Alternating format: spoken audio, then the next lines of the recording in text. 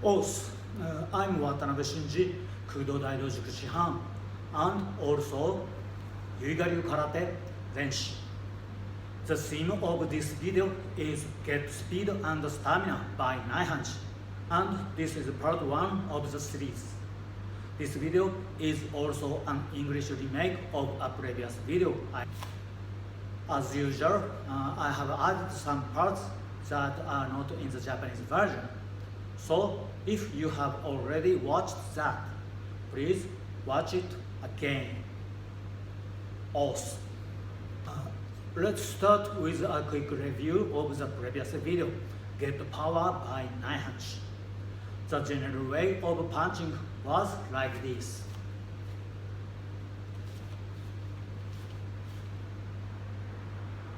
You generate power through horizontal rotation of the body, especially the hips, and transfer it to the fist.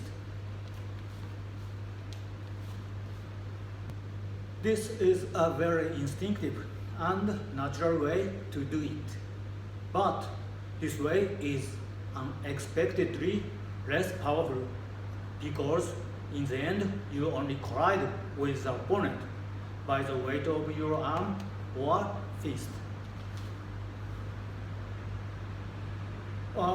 But if you use boxing gloves, for example, there is no problem with this way of striking. This is not explained in the previous video, but if you use boxing gloves, you can still get a certain amount of power this way, because the boxing glove itself creates weight. However, in karate, kudo, or MMA, where the fist itself is light, this method of punching is not as powerful as you might think. Therefore, the classic Naihanchi teaches to move only the arm without using the body's rotational force, and to use the COZ, center of gravity shift of the arm, to evoke the COZ shift of the whole body. This is a very unnatural and not instinctive way to use the body. But when you punch in this way, the punch will be very heavy and powerful, like a ramming attack using the arm. That's a brief summary of the previous content, right? Now, for the theme of this issue, speed and stamina. First of all, what about speed? Which punch has more speed? This general punch or Naihanchi? Naihanchi is just using the speed of reaching out. On the other hand, the general punch uses the speed of the arm extension plus the speed of the body rotation. So the absolute speed just before the punch hits is faster with the general punch. But how does this look from the front, i.e. from the opponent's point of view? That's what matters in actual fights. Now, I'm about to punch at you.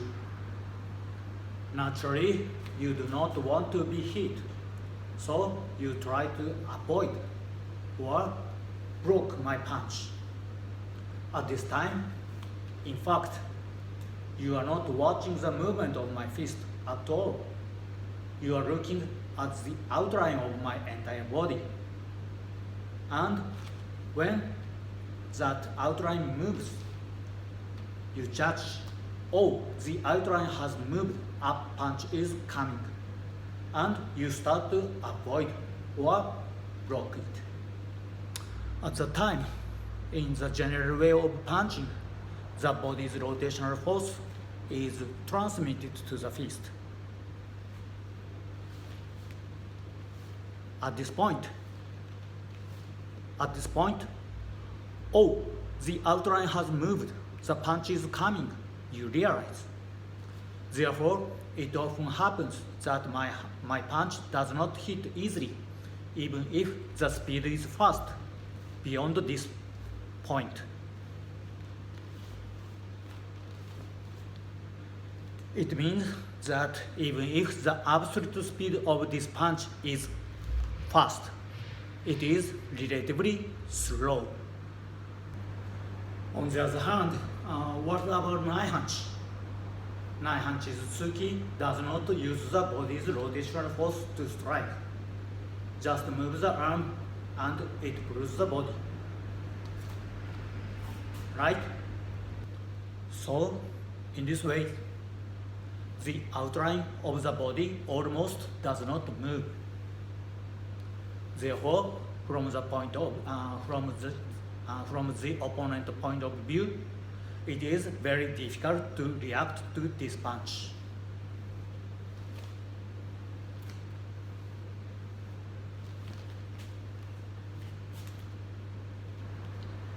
In other words, Naihanchi's tsuki may be slow in absolute speed, but it is fast in relative speed when viewed from the opponent. Okay, so you have got speed by learning Naihanchi's movement in this way. Next, let's talk about stamina.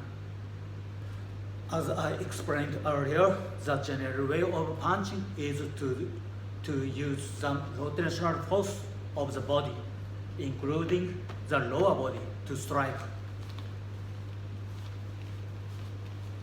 which means big movements. That means a lot of energy is expended. Naihanchi, on the other hand, divides the body into upper and lower parts at the line of the solar plexus and does not use the body from the belly down. And it uses only the upper part of the body from the chest up and the arms.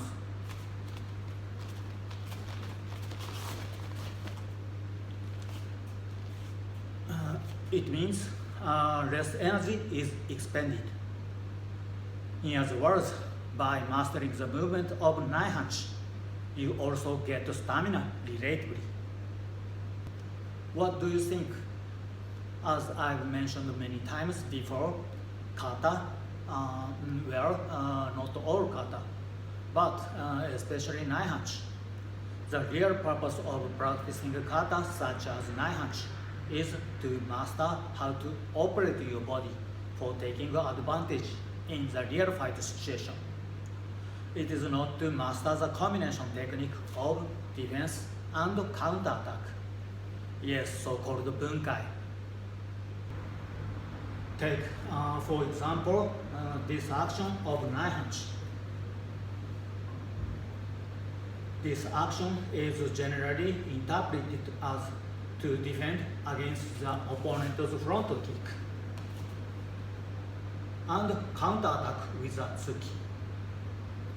In fact, I think many people run or practice such a yakusoku kumite as bunkai. But that, let me tell you clearly, is wrong. The counterattack punch will not hit the opponent in this way. If you do kumite once, no matter what the rules are, you will understand immediately. So, in bunkai, you will learn it this way. Or like this. Moreover, before that, if your opponent really kick you, you cannot defend it with this movement. For example, if you have experience of full contact karate, you can understand it immediately. Can't you? If you defend a strong kick like this, you will break your arm in the first case. You have to do it soft like this. Or, if possible, it would be even more ideal to add a sidestepping. To try to interpret kata in bunkai is to try to understand that kata is stylized and fixed shadow training. But needless to say, there is absolutely no need to practice shadow training in a stylized and fixed form. Nor is there any advantage to it at all. Think about it for a moment. The one who repeated this action in kata. Or the one who repeated this action in shadow.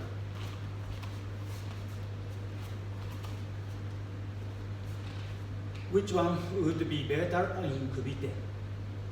Which one will be able to defend the opponent's front kick and counterattack with a punch in real situations? This one, right? It's a matter of course. That's why people say, actually, I don't understand how kata can be useful in kumite. And then they end up with the conclusion that kata is not useful for kumite. Kata is not stylized fixed shadow training. Never. Kata is something you practice to master how to use your body to gain an advantage in an actual fight. In an actual fight, power, speed, and stamina are necessary. But if you rely on your physical abilities to obtain them, you will only be able to fight when you are young. Kata will not improve your maximum muscle strength.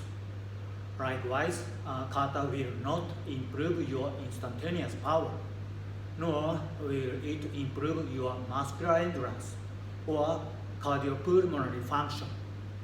However, when you repeat a kata correctly and become to be able to fight using its movements, you will have the relative power, speed, and stamina necessary to fight. That is the real purpose of practicing kata. To use an analogy, kata is sharpening a knife. Now, here is a knife. Well, but this is a toy knife. If this knife is not sharpened enough, it takes power to cut something. Or you will need speed and stamina as well.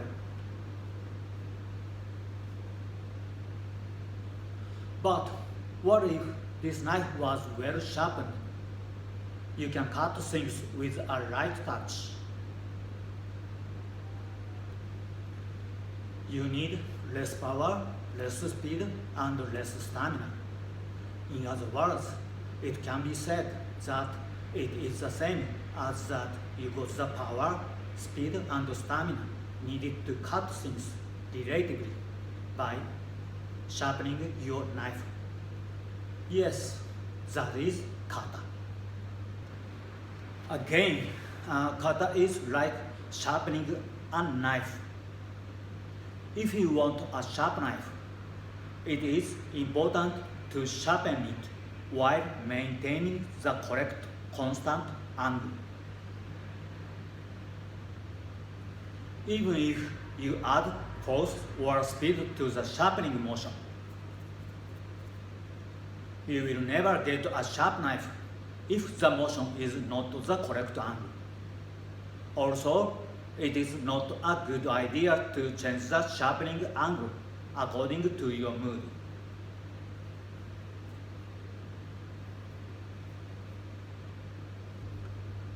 Therefore, when practicing kata, the most important thing is the accuracy of movement. So you must not forcefully add power or speed. There is no need for it.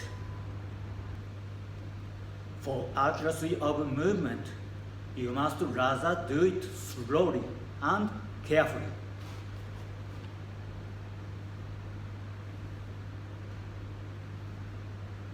And there is also no need to vary the movement in various ways.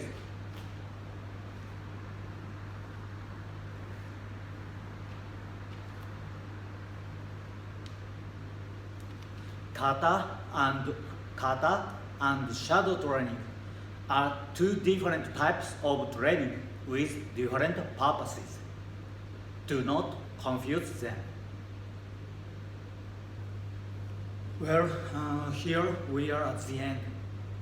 As I keep repeating, the real purpose of kata practice is to master how to move the body in an effective way for actual fighting.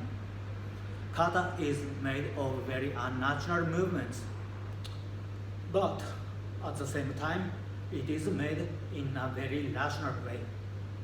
And when you learn to do those unnatural movements naturally, you will have the relative power, speed, and stamina necessary for fighting.